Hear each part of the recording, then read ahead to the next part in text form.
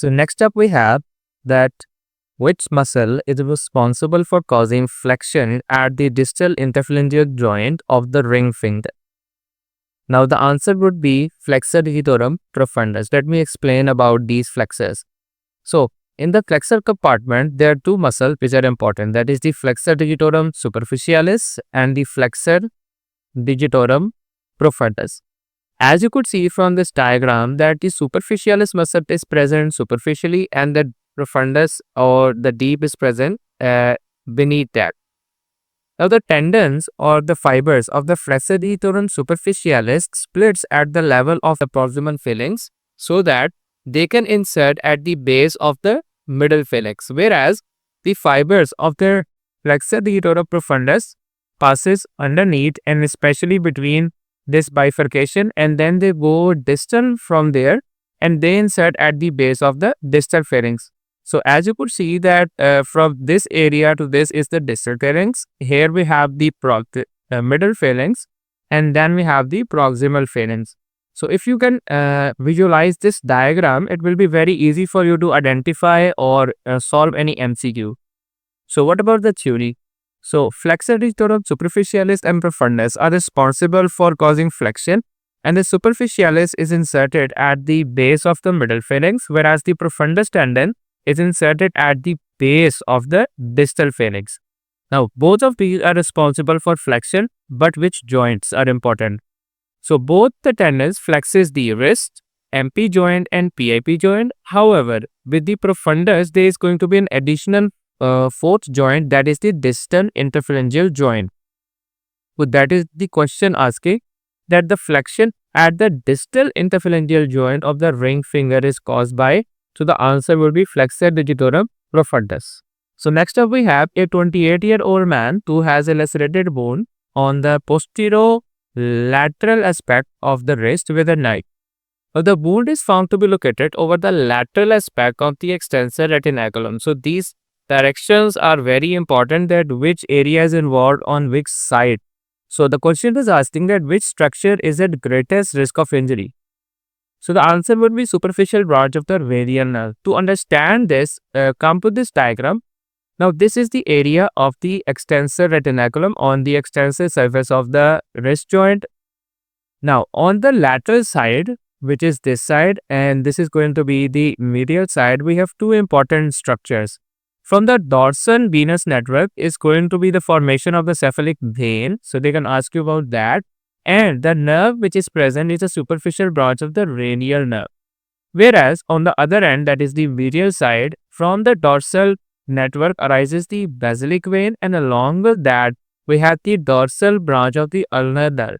So you need to know that which of these structures is present on which side, because they are frequently tested. Similarly, in the foot, medial and lateral side have their specific veins as well as nerve. We will talk about them in lower limb. But similarly, we have these correlationship between the structures on the side. So if you can identify the side and then you think that which structures are present, you can easily answer any question.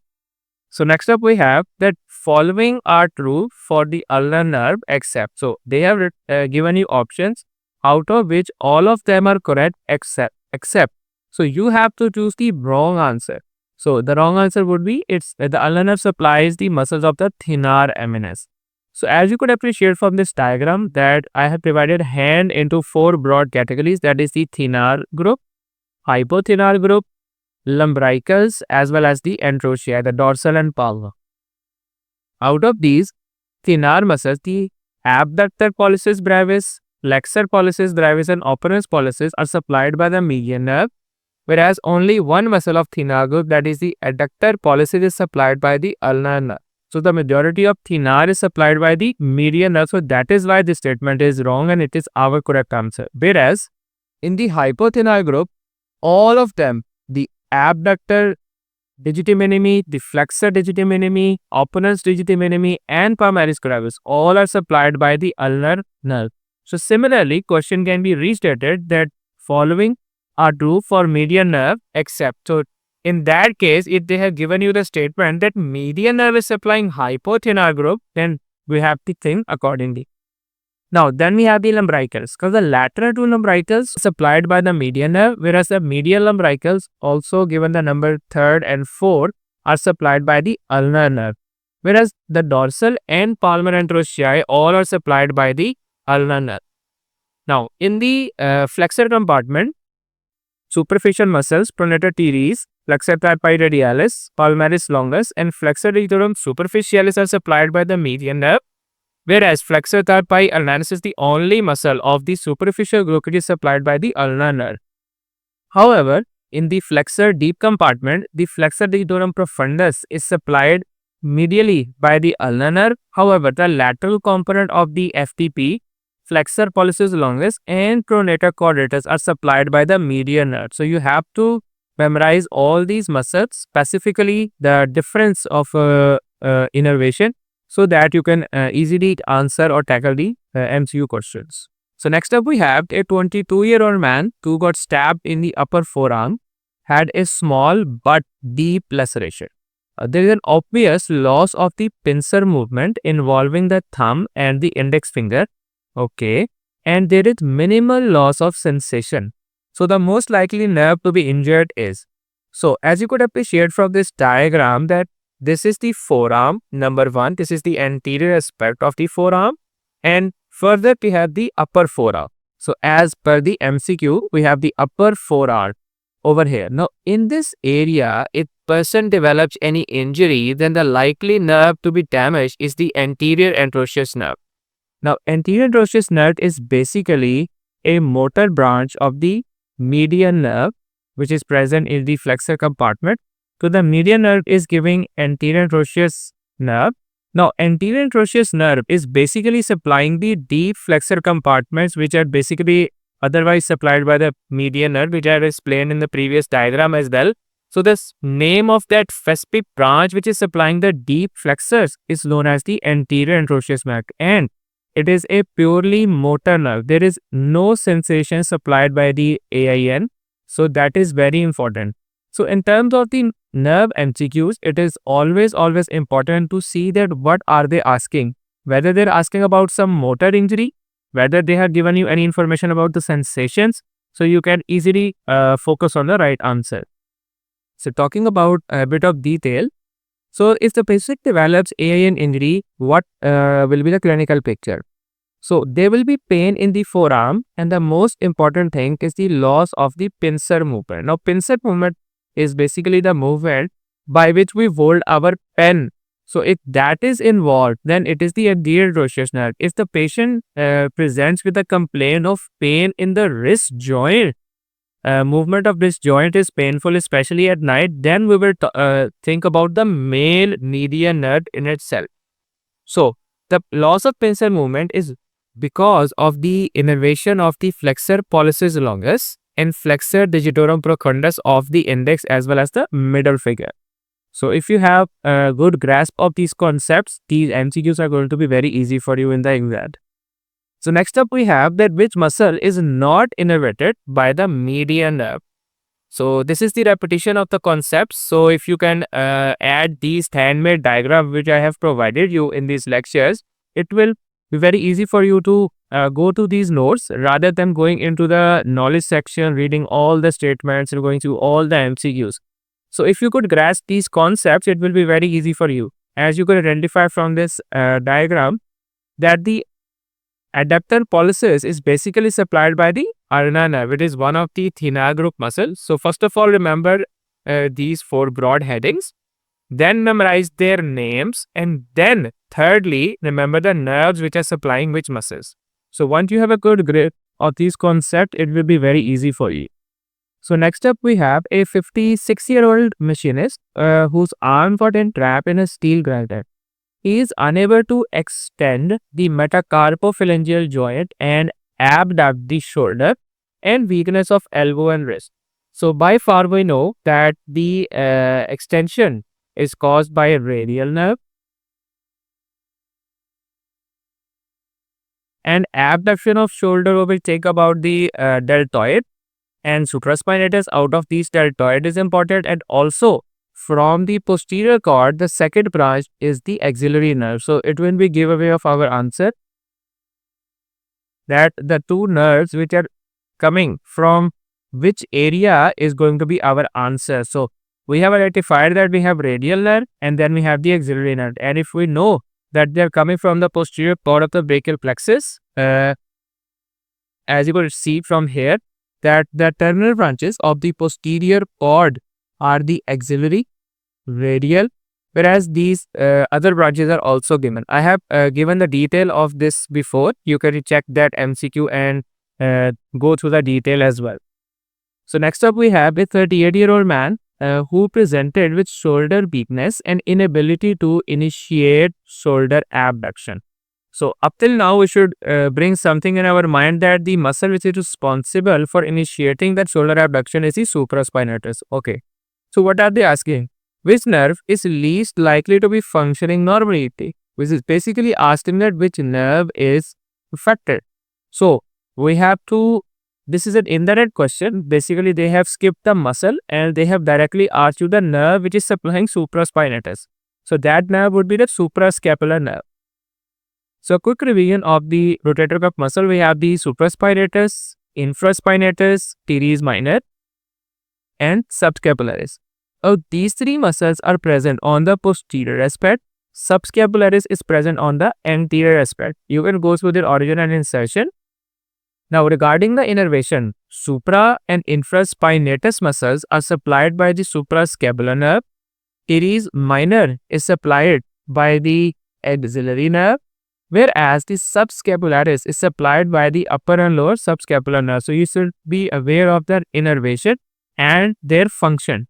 So the important function for supraspinatus is the abduction, and going into more detail, initiation of the abduction from 0 to 15 degrees.